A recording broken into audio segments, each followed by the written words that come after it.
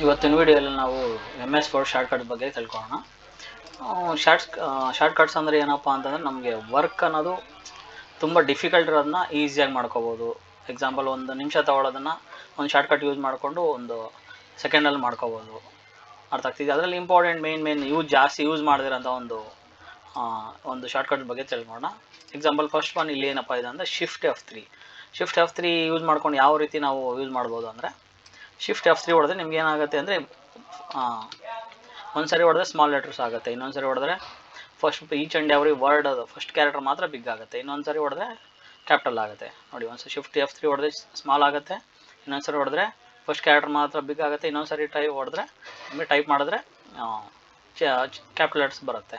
ಮತ್ತು control flower bracket use ಮಾಡಿದ್ರೆ ನಿಮಗೆ ಈ ಫಾಂಟ್ ಸೈಜ್ ಅನ್ನೋದು ಇನ್ಕ್ರೀಸ್ ಆಗುತ್ತೆ. ಈಗ ನೋಡಿ, ನಾನು ಕಂಟ್ರೋಲ್ ಫ್ಲವರ್ ಬ್ರಾಕೆಟ್ ಹೊಡಿತಾ ಇದ್ದೀನಿ, ಫಾಂಟ್ ಸೈಜ್ ಏನಾಗ್ತಾಯಿದೆ, ಇನ್ಕ್ರೀಸ್ ಆಗ್ತಾಯಿದೆ. ಅದೇ ರೀತಿ ಕಂಟ್ರೋಲ್ ಫ್ಲವರ್ ಬ್ರಾಕೆಟ್ ಹೊತ್ತಿದ್ರೆ ಡಿಕ್ರೀಸ್ ಆಗುತ್ತೆ. ನಿಮಗೆ ಇಲ್ಲಿ ಇನ್ಕ್ರೀಸ್ ಮಾಡ್ಬೋದು ಮತ್ತು ಡಿಕ್ರೀಸ್ ಮಾಡ್ಕೋಬೋದು. ಇಲ್ಲಿ ಅದಕ್ಕೋಸ್ಕರ ನಿಮ್ಗೆ ಏನು ಮಾಡಿದ್ದೀವಿ ಅಂದರೆ ಇಲ್ಲಿ ಕೊಟ್ಟಿದ್ದೀವಿ ನೀವು ಶಾರ್ಟ್ಕಟ್ ಯಾವ ರೀತಿ ಸಿಂಬಲ್ ಹೊಡೆದ್ರೆ ನಿಮಗೆ ಓಪನ್ ಫ್ಲವರ್ ಬ್ರಾಕೆಟ್ ಹೊಡೆದ್ರೆ ನಿಮಗೆ ಡಿಕ್ರೀಸ್ ಆಗುತ್ತೆ, ಕ್ಲೋಸ್ ಹೊಡೆದ್ರೆ ನಿಮ್ಗೆ ಏನಾಗುತ್ತೆ ಅಂದರೆ ಇನ್ಕ್ರೀಸ್ ಆಗುತ್ತೆ.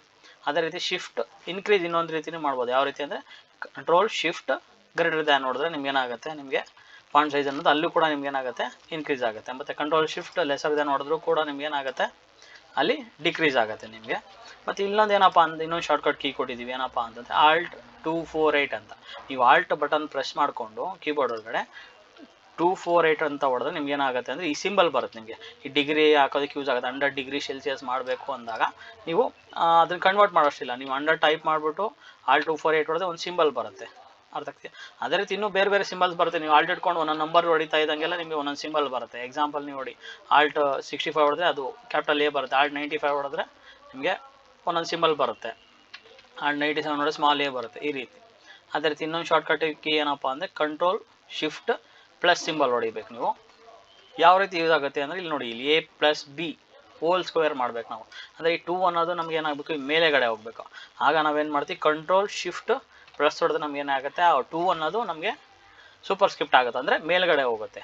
ಇಲ್ಲೂ ಅಷ್ಟೇ, ನಾವು ಆಲ್ಟ್ ಕಂಟ್ರೋಲ್ ಶಿಫ್ಟ್ ಪ್ಲಸ್ ಒತ್ತಿದ್ರೆ ನಿಮ್ಗೆ ಏನಾಗುತ್ತೆ, ಮುಂದೆ ಹೋಗುತ್ತೆ. ಇಲ್ಲೂ ಸಹ ಅಷ್ಟೇ, ಕಂಟ್ರೋಲ್ ಶಿಫ್ಟ್ ಪ್ಲಸ್ ಒತ್ತಿದ್ರೆ ನಿಮಗೆ ಮೇಲೆ ಆಗುತ್ತೆ. ಅದೇ ರೀತಿ ಇನ್ನೊಂದು ಸರಿ ಪ್ರೆಸ್ ಮಾಡಿದ್ರೆ ನಾರ್ಮಲ್ ಆಗುತ್ತೆ. ಒಂದು ಸರಿ ಒತ್ತಿದ್ರೆ ಮೇಲಕ್ಕೆ ಹೋಗುತ್ತೆ, ಇನ್ನೊಂದು ಸರಿ ಒತ್ತಿದ್ರೆ ಇದಾಗುತ್ತೆ.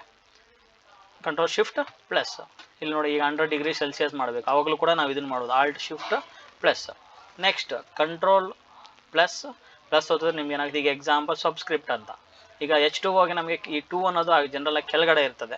ಆ ರೀತಿ ಮಾಡಬೇಕಂದ್ರೆ ಕಂಟ್ರೋಲ್ ಪ್ಲಸ್ ಒತ್ತಿದ್ರೆ ನಿಮ್ಗೆ ಏನಾಗುತ್ತೆ, ಕೆಳಗಡೆ ಹೋಗುತ್ತೆ. ಮತ್ತೆ ಇನ್ನೊಂದ್ಸರಿ ಒತ್ತಿದ್ರೆ ನಾರ್ಮಲ್ ಆಗಿಬಿಡುತ್ತೆ. ಅದೇ ರೀತಿ ಕಂಟ್ರೋಲ್ ಇ, ನಿಮ್ಮ ಕಂಟ್ರೋಲ್ ಇ ಹೊಡೆದು ಏನಾಗುತ್ತೆ, ನಾವು ಒಂದು ಪೇಜಲ್ಲಿ ಈ ಟೆಕ್ಸ್ಟ್ ಈಗ ನಮಗೆ ಲೆಫ್ಟ್ ಸೈಡಲ್ಲಿದೆ, ನಾವು ಕಂಟ್ರೋಲ್ ಇ ಹೊಡೆದ್ರೆ ಏನಾಗುತ್ತೆ, ಸೆಂಟ್ರಿಗೆ ಬರುತ್ತೆ. ಅರ್ಥ ಆಗ್ತಿದೆ. ಅದೇ ಕಂಟ್ರೋಲ್ ಆರ್ ಒತ್ತಿದ್ರೆ ಏನಾಗುತ್ತೆ, ನಿಮಗೆ ರೈಟ್ ಸೈಡಿಗೆ ಬರುತ್ತೆ.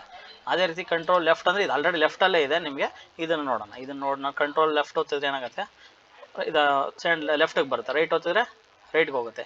ಈ ಒತ್ತಿದ್ರೆ ನಮಗೆ ಸೆಂಟ್ರಲ್ ಅಲೈನ್ಮೆಂಟಿಗೆ ಬಂದು ನಿಂತ್ಕೊಳ್ಳುತ್ತೆ. ಈಗ ನೋಡಿ, ಕಂಟ್ರೋಲ್ ಲೆಫ್ಟ್ ಒತ್ತಿದ್ರೆ ಇದು ಬಂದುಬಿಡುತ್ತೆ, ಇದು ಕಂಟ್ರೋಲ್ ಲೆಫ್ಟ್ ಒತ್ತಿದ್ರೆ ಇದು ಕೂಡ ನಮ್ಗೆ ಬಂದುಬಿಡುತ್ತೆ. ಓಕೆ, ಅದೇ ರೀತಿ ನೆಕ್ಸ್ಟ್ ಈ 3 ಗೊತ್ತಾಯ್ತಲ್ಲ ನಿಮಗೆ. ಕಂಟ್ರೋಲ್ ಇ ಅಂದರೆ ಸೆಂಟರು, ಕಂಟ್ರೋಲ್ ಇ ಅಂದರೆ ಸೆಂಟರು, ಕಂಟ್ರೋಲ್ ಆರ್ ಅಂದರೆ ರೈಟು, ಕಂಟ್ರೋಲ್ ಎಲ್ ಅಂದರೆ ಲೆಫ್ಟ್ ಅಲೈನ್ಮೆಂಟು. ಅದೇ ರೀತಿ ಲೈನ್ ಸ್ಪೇಸಿಂಗ್ ಅಂತ ಕರಿತೀವಿ. ಏನು ಲೈನ್ ಸ್ಪೇಸಿಂಗ್, ಈಗ ನಮ್ಗೆ ಏನು ಲೈನ್ ಮಧ್ಯೆ ಏನಾಗಬೇಕು ಅಂದರೆ ಸ್ಪೇಸಿಂಗ್ ಅನ್ನೋದು ಜಾಸ್ತಿ ಮಾಡ್ಕೋಬೇಕು. ಹಾಗೇನು ಮಾಡ್ತೀವಿ ಅಂದರೆ ಇದು ಯೂಸ್ ಮಾಡ್ತೀವಿ ನೋಡಿ. ಈಗ 2 ಸೆಂಟೆನ್ಸ್ ತೊಗೊಂಡಿದ್ದೀನಿ ಇದನ್ನು.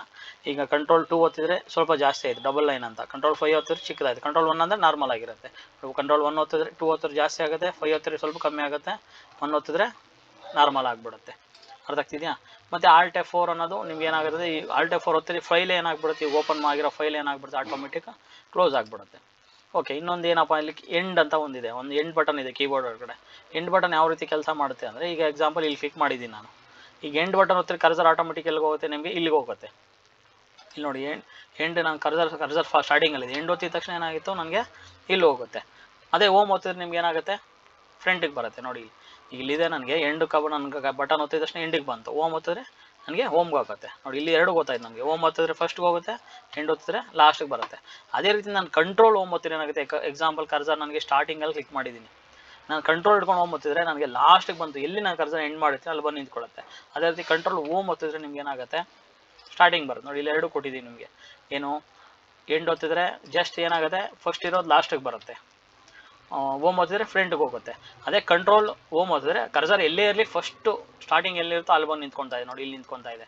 ಕಂಟ್ರೋಲ್ ಎಂಡ್ ಓದ್ತಿದ್ರೆ ನಮಗೆ ಲಾಸ್ಟ್ ಎಲ್ಲಿ ನಿಲ್ಸಿರ್ತೀವಿ ನಾವು ಕರ್ಸರ್ ಅಲ್ಲಿ ಬಂದು ನಿಂತ್ಕೊಳ್ಳುತ್ತೆ. ಇದು ನಿಮ್ಗೆ ಯೂಸ್ ಆಗುತ್ತೆ.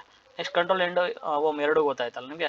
F12 ಓದ್ತಿದ್ರೆ ನಿಮಗೆ ಸೇವ್ ಆ್ಯಸ್ ಯೂಸ್ ಮಾಡ್ಬೋದು. F12 ಬಟನ್ ಓದ್ತಿದ್ರೆ ನಿಮ್ಗೆ ಏನಾಗುತ್ತೆ, ಆಟೋಮೆಟಿಕ್ ಏನು ಮಾಡ್ಬೋದು, ಸೇವ್ ಆ್ಯಸ್ ಮಾಡ್ಕೋಬೋದು. ನೆಕ್ಸ್ಟು ಕಂಟ್ರೋಲ್ ಡಿ ಏನಕ್ಕೆ ಯೂಸ್ ಆಗುತ್ತೆ ಅಂದರೆ ನೀವು ಫಾಂಟ್ ಸೆಟ್ಟಿಂಗ್ಸ್ ಓಪನ್ ಮಾಡ್ಕೊಂಡು ಕಂಟ್ರೋಲ್ ಡಿ ಓದ್ತಿದ್ರೆ ನಿಮ್ಗೆ ಏನಾಗುತ್ತೆ, ಫಾಂಟ್ ಸೆಟ್ಟಿಂಗ್ಸ್ ಓಪನ್ ಆಗುತ್ತೆ ನೋಡಿ. ಇಲ್ಲಿ ಈಗ ಎಕ್ಸಾಂಪಲ್ ಇದ್ರ ಫಾಂಟ್ ಏನಾದ್ರು ಚೇಂಜ್ ಮಾಡಬೇಕು, ಕಂಟ್ರೋಲ್ ಡಿ ಅಂತ ನಾವು ಟೈಪ್ ಮಾಡಿದ್ರೆ ಏನಾಗುತ್ತೆ, ಇಲ್ಲಿ ಫಾಂಟ್ ಬರುತ್ತೆ. ನಿಮ್ಗೆ ಯಾವ ಥರ ಫಾಂಟ್ ಬೇಕಾದ್ರೂ ನೀವೇನು ಮಾಡ್ಬೋದು, ಇಲ್ಲಿ ಚೇಂಜ್ ಮಾಡ್ಕೋಬೋದು. ಅರ್ಥ ಆಗ್ತಿದೆಯಾ? ನೆಕ್ಸ್ಟ್ ಕಂಟ್ರೋಲ್ ಜೆ ಏನಕ್ಕಪ್ಪ ಅಂತ ನೋಡಿ. ಈಗ ಜೆ ಓದ್ತಿದ್ದೀನಿ ನಾನು, ಜಸ್ಟಿಫೈ ಆಗುತ್ತೆ ಅಂದರೆ ನಮಗೆ ಲಾಸ್ಟ್ ಎಡ್ಜ್ ಕರೆಕ್ಟಾಗಿ ಮಾರ್ಜಿನ್ಸ್ ಎಷ್ಟಿರುತ್ತೆ ಅಷ್ಟೇ ಎಡ್ಜಿಗೆ ಅಡ್ಜಸ್ಟ್ ಆಗುತ್ತೆ ಅದು.